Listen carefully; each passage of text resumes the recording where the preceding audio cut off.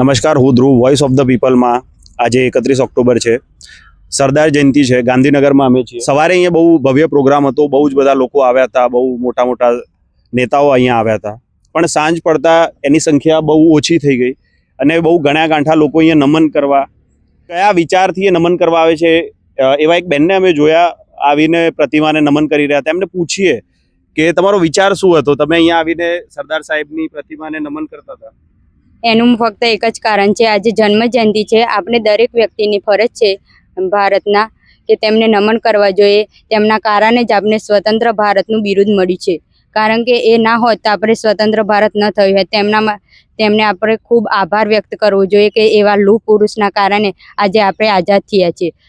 સરદાર વલ્લભભાઈની જન્મ જયંતિ પર હું એક વાત કહેવા માગું છું કે સરદાર વલ્લભભાઈએ એમ કીધું હતું કે સમૃદ્ધ અને સંકલ્પ અને શ્રેષ્ઠ ભારત બનાવવું જોઈએ. તો આપ સૌને સાથે અને ભેગા મળીને સંકલ્પ કરવો જોઈએ કે ભારતને સમૃદ્ધ અને શ્રેષ્ઠ ભારત બનાવીશું.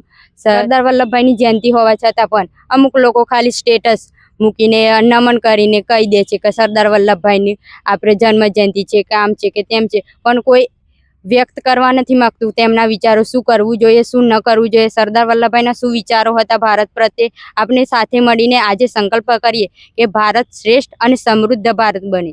આપણે આ દરેક વ્યક્તિ, દરેક નાગરિકને ફરજમાં આવે છે કે નાના નાના છોકરાઓ છે તેમને પણ સરદાર વલ્લભભાઈ પટેલની ખબર હોવી જોઈએ. આપણે ગર્વ હોવો જોઈએ કે આપણે ગુજરાતી છીએ અને ગુજરાત પ્રત્યે એટલો ગર્વ હોવો જોઈએ કે સરદાર વલ્લભભાઈ જેવા આપણા નેતા છે તેમના પ્રત્યે ખૂબ આદર, સન્માન અને પ્રેમ હોવો જોઈએ, જેમના કારણે આપણા અંદર જુસ્સો અને દેશ પ્રત્યે દેશ પ્રેમની જાગૃતતા ફેલાય છે.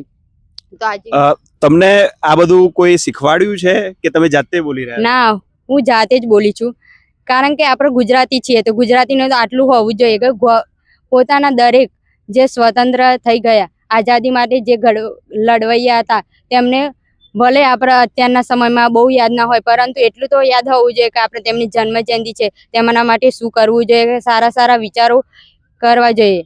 આપણે બને એટલું તેને વધુ માહિતી હોવી જોઈએ. તમારે મોટું થઈને શું બનવું છે?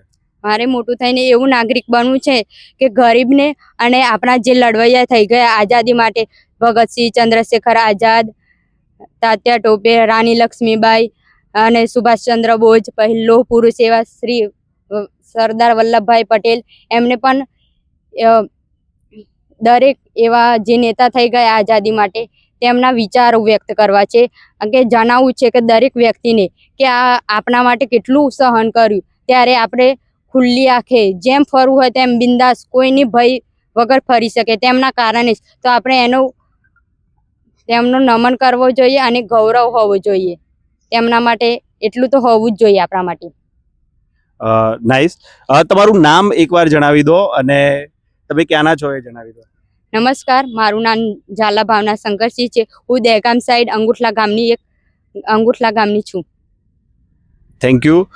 તો આ હતા એક ગુજરાતના એક એવા દીકરી જે જાતે સરદાર સાહેબના વિચારોથી ઇન્સ્પાયર થઈને પોતે અહીંયા નમન કરવા આવ્યા હતા અને પોતે એમને કંઈક વિચાર આવ્યો હશે અને સરદાર સાહેબની જે પ્રતિમા છે એના કરતાં એમના જે કામ છે એ એટલા વિશાળ છે કે લોકોના હૃદયમાં આજ સુધી એ જીવન છે.